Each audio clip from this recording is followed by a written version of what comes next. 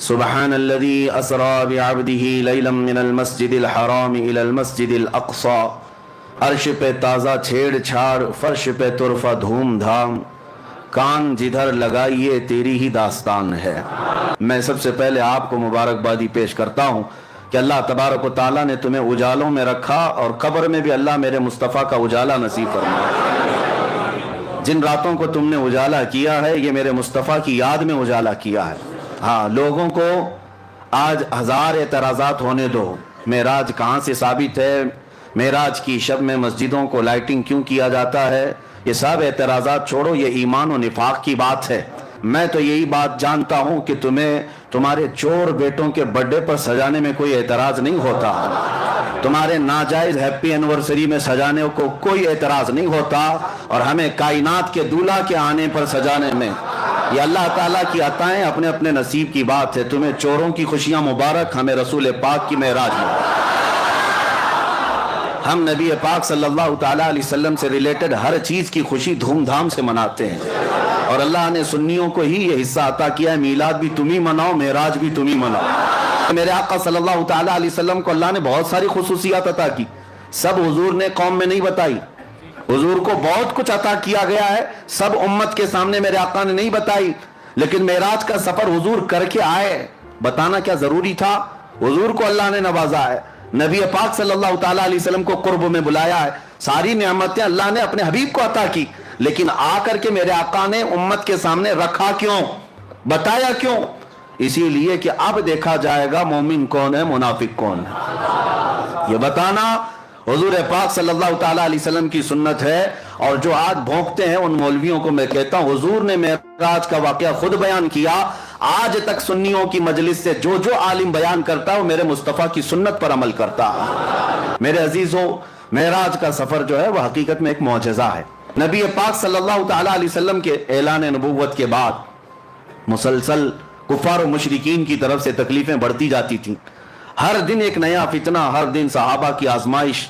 نبی رحمت صلی اللہ تعالیٰ علیہ وسلم کو کس طرح کی اذیتیں دی گئی، بائیکاٹ کیا گیا، سوشل بائیکاٹ کیا گیا، نبی پاک صلی اللہ علیہ وسلم کے غلاموں کو مارا گیا، قتل کیا گیا، شہید کیا گیا، سب دیکھا۔ نبی پاک صلی اللہ تعالیٰ علیہ وسلم نے اعلان نبوت کے 10ویں سال کے بعد غمگین تھے، آپ کا قلب اطہر غمگین تھا۔ اللہ رب العزت نے یہی 26ویں رجب کا دن گزار کر کے جو 27ویں شب آئی، جبرائیل امین کو بھیجا کہ جاؤ، میرا محبوب کبیرہ خاطر ہے، میرا محبوب غمگین ہے، میں محبوب کو دنیا کی نہیں اپنے قرب کی لذتیں دینا چاہتا ہوں۔ میرے آقا صلی اللہ تعالیٰ علیہ وسلم کو کس طرح بلایا گیا؟ ہم اور آپ اگر دوست ہیں، بلانے کے کئی طریقے ہیں، میں خط بھیج کر کے بلا سکتا ہوں آپ کو، ٹیلی فون کر کے بلا سکتا ہوں، میسج دے کر کے بلا سکتا ہوں، یہ ایک بلانے کا ایک طریقہ یہ ہے۔ یا تو پھر آپ کو بلانے کے لیے بہت اعلیٰ محبت کا تقاضا یہ ہوتا ہے کہ اعلیٰ محبت کا تقاضا اپنی طرف سے کسی ایک کو قاصد بنا کر بھیجوں، یہ عزت کا اعلیٰ درجہ ہوتا ہے۔ اور اس سے بھی اعلیٰ درجہ یہ ہوتا ہے کہ چل کر نہ ہو، میں سواری بھی میں ہی بھیجتا ہوں، یہ محبت کا اعلیٰ درجہ ہوتا ہے۔ رب تبارک و تعالیٰ معراج کی رات جب اپنے محبوب کو بلایا، ویسے تو قرآن کی آیتیں ڈائریکٹ اتر رہی تھی، اللہ تبارک و تعالیٰ وہی فرما دیتا محبوب آ جاؤ میرے پاس، نہیں، عظمت اور محبت کا تقاضا یہ تھا، کائنات میں فرشتوں میں سب سے اعلیٰ میں فرشتہ ہے وہ سید الملائکہ جبرائیل امین کو بھیجا گیا، جبرائیل امین کو بھیجا گیا، اور ساتھ میں براق سواری کو بھی بھیجا گیا۔ محبوب میرا جبرائیل کے اٹھانے کے بعد براق پر سواری کرتے ہوئے آئے، ورنہ میرے آقا صلی اللہ علیہ وسلم کو براق کی بھی ضرورت نہیں تھی، براق سواری کی بھی ضرورت نہیں تھی، کیونکہ براق ایک سواری ہے۔ آخر میں آپ معراج کے واقعے میں سنیں گے، براق سواری بھی ایک جگہ جا کر کے رک گئی۔ اب نبی پاک صلی اللہ علیہ وسلم کی حدیث سنتے ہیں، حضور نے خود فرمایا، میں حتیم حرم میں یا حرم کا جو حصہ ہے مطاف، وہاں پر حضور صلی اللہ تعالیٰ علیہ وسلم آرام فرما رہے تھے، جبرائیل امین رات کے وقت آئے، 3 مرتبہ حضور پاک صلی اللہ علیہ وسلم کے پاس ہوا ہے، اور تیسری مرتبہ حضور صلی اللہ تعالیٰ علیہ وسلم جب بیدار ہوئے تو عرض کیا کہ آقا رب ذوالجلال آپ کو اپنے جلوہ خاص میں دعوت دے رہا ہے، آپ چلیں سفر پر۔ حضور کو اٹھایا، اور اتنا ہی نہیں بلکہ چاہے زمزم کے پاس لے جا کر حضور پاک صلی اللہ علیہ وسلم کا سینہ اطہر چاک کیا گیا، آپ کا دل مبارک نکالا گیا، اور جنت کی ایک تشتری میں انوار و تجلیات سے بھرا ہوا پانی تھا، اس پانی سے رسول کریم صلی اللہ علیہ وسلم کے قلب اطہر کو دھویا گیا، پھر دوبارہ آپ کے سینے مبارکہ میں رکھا گیا، اور اس کے بعد پھر جبرائیل امین نے عرض کیا براق سواری آپ کے لیے تیار ہے۔ نبی پاک صلی اللہ تعالیٰ علیہ وسلم جب براق کے پاس گئے، یہ سواری نہ پہلے آپ سے کسی کو دی گئی اور نہ قیامت تک کسی کو دی جائے گی۔ حضور فرماتے ہیں خچر سے تھوڑا سا چھوٹی اور گدھے سے تھوڑا سا بڑی، خچر اور گدھے کے درمیانی حصہ تھا، اور اس سواری پر جب حضور صلی اللہ علیہ وسلم تشریف لے جانے لگے، وہ شوق سے اچھل کود کرنے لگا۔ جبرائیل امین علیہ الصلوۃ والتسلیم نے ارشاد فرمایا براق تجھے معلوم نہیں سید الانبیاء تجھ پر سواری کر رہے ہیں۔ براق نے یہی کہا کہ اسی شوق میں اور اسی مست و شادمانی میں رقص کنا ہوں، اور نبی پاک صلی اللہ علیہ وسلم اس پر جب سوار ہوئے تو اس براق کی تیز رفتاری کا عالم یہ تھا جہاں تک نظر پڑتی ہے اس کا پہلا قدم ہوا کرتا۔ آپ کے سفر کی جو پہلی منزل تھی وہ بیت المقدس، تقریباً مکہ مکرمہ سے بیت المقدس کا سفر 1400 کلومیٹر کے فاصلے پر ہوتا ہے، 1400 یا 1500 اس وقت کے میل کا حساب جو بتایا گیا ہے۔ عزیزان گرامی، جب رسول کریم صلی اللہ تعالیٰ علیہ وسلم وہاں پر تشریف لے گئے، جبرائیل امین دروازے کے باہر کھڑے ہو گئے اور حضور صلی اللہ علیہ وسلم اپنی سواری سے اترے۔ حضور فرماتے ہیں بیت المقدس کا دروازہ کھلا ہوا تھا، باب محمد اس کو کہا گیا، باب محمد کھلا ہوا تھا۔ رات کے وقت، کتنی رات گزری یہ پتہ نہیں، لیکن رات کے وقت مسجد کا دروازہ کھلا ہوا تھا، باہر پتھر لگے ہوئے تھے۔ جبرائیل امین نے ایک پتھر میں اپنی انگلی سے سوراخ کیا اور براق سواری کے رسی کو وہاں پر باندھ دیا۔ اب رسول کریم صلی اللہ تعالیٰ علیہ وسلم بیت المقدس میں اندر تشریف لائے تو دیکھا آدم علیہ السلام سے لے کر عیسیٰ علیہ السلام تک جتنے نبی تھے سب بستہ وہاں پر کھڑے تھے۔ سب سے آگے میرے آقا صلی اللہ تعالیٰ علیہ وسلم مصلی امامت پر گئے اور ان تمام نبیوں کی میرے آقا نے امامت فرمائی۔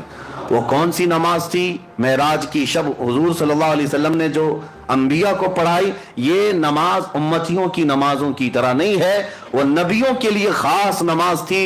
اس جماعت کا امام بھی خاص تھا اور مقتدی بھی خاص تھے۔ اس نماز کے بعد اولو العزم جتنے انبیاء کرام مرسلین اعظام تھے، ان سب نے حضور صلی اللہ تعالیٰ علیہ وسلم کی تعریف میں قصیدے سنائے۔ حضرت ابراہیم علیہ السلام نے میرے آقا صلی اللہ علیہ وسلم کی تعریف سنائی، حضرت موسیٰ علیہ السلام نے تعریف سنائی، حضرت اسماعیل علیہ السلام نے تعریف سنائی۔ یعنی یہ بھی آپ دیکھیں، محفل مصطفیٰ جب لگی ہوتی ہے، پہلے جو ہم نعتیں پڑھتے ہیں یا سنتے ہیں یہ انبیاء کی سنتیں ہیں۔ پھر نبی پاک صلی اللہ تعالیٰ علیہ وسلم بیت المقدس سے نکلتے ہیں، یہاں سے نبی پاک صلی اللہ تعالیٰ علیہ وسلم آسمانوں کی طرف نکلے۔ اب آسمانوں کا سفر، پہلے آسمان پر گئے، دروازہ ہے آسمان میں، جبرائیل امین نے دروازے کھولنے کا حکم دیا۔ دربان نے پوچھا کون ہے؟ کہا محمد عربی صلی اللہ تعالیٰ علیہ وسلم آئے ہوئے ہیں۔ دروازہ کھول دیا گیا۔ پہلے آسمان پر جب گئے، وہاں حضرت آدم علیہ السلام سے میرے آقا کی ملاقات ہوئی۔ وہاں پر ملاقات کے بعد دوسرے آسمان پر حضور صلی اللہ علیہ وسلم تشریف لے گئے۔ یہ ایسا نہ سمجھے کہ ایک گیٹ سے دوسرے گیٹ جا رہے ہیں، ایک آسمان سے دوسرے آسمان کا سفر رسول کریم صلی اللہ علیہ وسلم کی احادیث کی روشنی میں 500 سال کی مسافت کا ہے، اور وہ میرے آقا صلی اللہ تعالیٰ علیہ وسلم دم زدن میں طے کرتے چلے گئے۔ یہ کیسے ہوا اور کیسے ممکن ہو سکتا ہے، اس پر ہم بعد میں بحث کرتے ہیں۔ دوسرے آسمان پر جب نبی پاک صلی اللہ علیہ وسلم تشریف لے گئے، وہاں پر بھی دروازہ کھولا گیا۔ دوسرے آسمان پر عیسیٰ علیہ السلام اور یحییٰ علیہ السلام سے ملاقات ہوئی۔ تیسرے آسمان پر گئے، وہاں حضرت یوسف علیہ السلام سے ملاقات ہوئی۔ چوتھے آسمان پر گئے، وہاں پر ملاقات حضرت ادریس علیہ السلام سے ہوئی، حضرت ہارون علیہ السلام سے۔ پانچویں آسمان پر حضرت ادریس علیہ السلام سے ملاقات ہوئی۔ چھٹے آسمان پر اولو العزم پیغمبروں میں سے سیدنا کلیم اللہ موسیٰ علیہ السلام سے ملاقات ہوئی۔ ان کے بعد پھر ساتویں آسمان پر پہنچے۔ ہر آسمان کی شکل الگ، ہر آسمان کی حیت الگ، ہر آسمان کے دروازے الگ، ہر آسمان میں فرشتے بھی الگ۔ ساتویں آسمان پر جب گئے، نبی پاک صلی اللہ علیہ وسلم نے دیکھا ابو الانبیاء حضرت ابراہیم علیہ السلام وہاں پر تھے، ان سے ملاقات ہوئی، اور اس کے بعد سدرۃ المنتہا پہنچے۔ سدرۃ المنتہا کیا ہے؟ ایک بیری کا درخت، ایک ایسا درخت جس کی لمبائی چوڑائی کو تم تصور میں بھی نہیں لا سکتے۔ یہ پوری دنیا اس کے ایک پتے کے برابر بھی نہیں، پوری دنیا اس درخت کے پتے کے برابر نہیں. سدرۃ المنتہا وہ ایک جھاڑی ہے جس کے ارد گرد اللہ کے تمام فرشتے ہیں. سدرۃ المنتہا یہ جبرائیل امین علیہ الصلوۃ والتسلیم کا آخری مقام ہے. وہاں پہنچنے کے بعد اب جتنے فرشتے اللہ تعالیٰ کے ہیں سب ہجوم در ہجوم آنے لگے. اور یہ حدیث پاک میں ہے سارے فرشتے آ کر اللہ رب العزت کی بارگاہ میں عرض کرنے لگے اے مولا آج تیرا محبوب تیرے قرب کے اور تیرے وصال کی لذتیں پانے کے لیے سفر معراج پر آیا ہے. اس سے بہتر موقع ہمیں نہیں ملے گا. ایک بار تیرے حبیب کے دیدار کا موقع عطا کیا جائے. اللہ رب العزت کی طرف سے ملائے اعلیٰ تمام فرشتوں کو اجازت دی گئی. حضور صلی اللہ تعالیٰ علیہ وسلم ارشاد فرماتے ہیں میں سدرۃ المنتہا کے پاس تھا. فرشتے ہجوم در ہجوم آتے اور زیارت کرتے, درود پڑھتے اور نکلتے چلے جاتے. وہ کیسا سما تھا, وہ کیسا نور کا وہ ماحول تھا کہ اس لمحے یہ کتنے لمحے گزرا, کتنا زمانہ گزرا, ہم میں سے کوئی ادراک نہیں کر سکتا, تصور نہیں کر سکتا. سدرۃ المنتہا کے سفر کے بعد براق کو بھی چھوڑ دیا گیا. جبرائیل امین بھی وہاں رک گئے اور حضور صلی اللہ علیہ وسلم نے ان سے کہا کہ چلو جبرائیل آگے. تو جبرائیل کہنے لگے لو دنوت انملتن, اگر میں ایک رائی کے دانے کے برابر بھی آگے بڑھ جاؤں تو اللہ کی تجلی سے میرے پر جل جائیں گے. آپ تشریف لے جائیں, آپ کا رب آپ کا حامی و ناصر ہے. نبی پاک صلی اللہ علیہ وسلم اس کے آگے کا جو سفر فرماتے ہیں. پھر بھی ابھی ایک سواری لائی گئی جس کو رفرف کہا گیا. رفرف یہ براق سے بھی کئی ہزار درجے تیز رفتار. اس میں جب نبی پاک صلی اللہ تعالیٰ علیہ وسلم سوار ہوئے تو جہاں تک جبرائیل کی نظریں جاتی تھی وہاں تک رفرف گیا. پھر حضور صلی اللہ تعالیٰ علیہ وسلم کو رفرف سے بھی اترنے کا حکم ہوا. رفرف سے جب آپ صلی اللہ علیہ وسلم اتر آئے تو اس سواری کو بھی چھوڑ دیا گیا. اب حکم ہوا کہ اب محبوب اکیلے جائیں. اب جس جگہ میرے آقا صلی اللہ علیہ وسلم گئے اس کو کہتے ہیں لا مکان. اس کو کیا کہتے ہیں؟ لا مکان. لا مکان کا مطلب ہوتا ہے مکان ہے ہی نہیں, جگہ ہے ہی نہیں. کیا بولو گے اس کو؟ اس کا نام کیا ہے؟ اس کا نام کیا؟ اچھا, اور دوسری بات وہ کہاں ہے, کیسا ہے, کدھر ہے, یہ بھی نہیں پتا. ہم یہاں ہیں تو ہمارے جہتیں ہیں, 6 جہت مشہور ہے. جہت کس کو کہتے ہیں؟ ڈائریکشنز کو. ایک سامنے, ایک پیچھے, ایک دائیں, ایک بائیں, ایک اوپر, ایک نیچے. اس کو جہت کہتے ہیں. سامنے ہونا, پیچھے ہونا, دائیں ہونا, بائیں ہونا, اوپر ہونا, نیچے ہونا, یہ جہت ہے, یہ سمت ہے. نبی پاک صلی اللہ تعالیٰ علیہ وسلم جہاں تشریف لے گئے وہاں کوئی جہت ہی نہیں, کوئی جہت نہیں. وہاں سامنے بھی نہیں کہہ سکتے, پیچھے بھی نہیں کہہ سکتے, دائیں بھی نہیں, بائیں بھی نہیں, اوپر بھی نہیں, نیچے بھی نہیں. یہ صرف مکان میں ہوتا ہے, لا مکان میں نہیں ہوتا. اب رسول پاک صلی اللہ علیہ وسلم کا وہ نوری سفر. اب نبی پاک صلی اللہ تعالیٰ علیہ وسلم کے اس سفر میں ائمہ اکرام نے فرمایا پہلا سفر جو تھا وہ عالم بشریت کا تھا. مسجد حرم سے مسجد اقصی تک یہ عالم بشریت کا سفر تھا, بشریت کا. اور اب یہاں سے بیت المقدس سے سدرۃ المنتہا تک نبی پاک صلی اللہ علیہ وسلم کی نورانیت کا سفر تھا. اور سدرۃ المنتہا سے عرش الہی اور لامکاں کا سفر حقیقت محمدیہ کا تھا. اب اس حقیقت محمدیہ کو کوئی پہچان نہیں سکتا. بشریت بھی میرے آقا میں ہے, نورانیت بھی میرے آقا میں ہے, اور حقیقت بھی میرے آقا میں ہے. اور ہر جگہ کا لباس الگ ہے, اور ہر جگہ کی معراج ہوئی. ہر جگہ کی معراج کسے کہتے ہیں؟ عروج کو, بلندی کو. ہر جگہ وہ چیز میرے آقا کو دی گئی جس کو عام انسان کر ہی نہیں سکتا, عام انسان کر ہی نہیں سکتا. بشریت میں میرے آقا کو ایسا لے جایا گیا کہ مسجد حرم سے مسجد اقصی تک کا سفر کتنے چھوٹے لمحے میں کرایا گیا. کیا کوئی یہ بشر کر سکتا ہے؟ اب بیت المقدس سے سدرۃ المنتہا کا سفر یہ نورانیت کا سفر ہے, اور وہ سفر بھی کوئی فرشتہ بھی نہیں کر سکتا.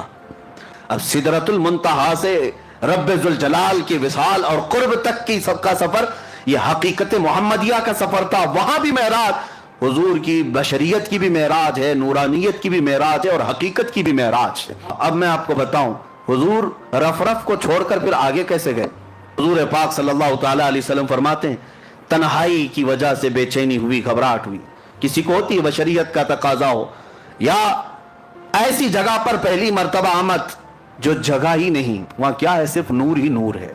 نبی پاک صلی اللہ علیہ وسلم جس لامکان میں گئے تھے وہ نور علی نور ہے, وہاں کوئی سمت نہیں تھی. اب نبی پاک صلی اللہ تعالیٰ علیہ وسلم جب آگے بڑھنے لگے پھر رک گئے, آگے بڑھنے لگے پھر رک گئے. اے محبوب اب رک جائیں, آپ کا رب خود قریب آ رہا ہے.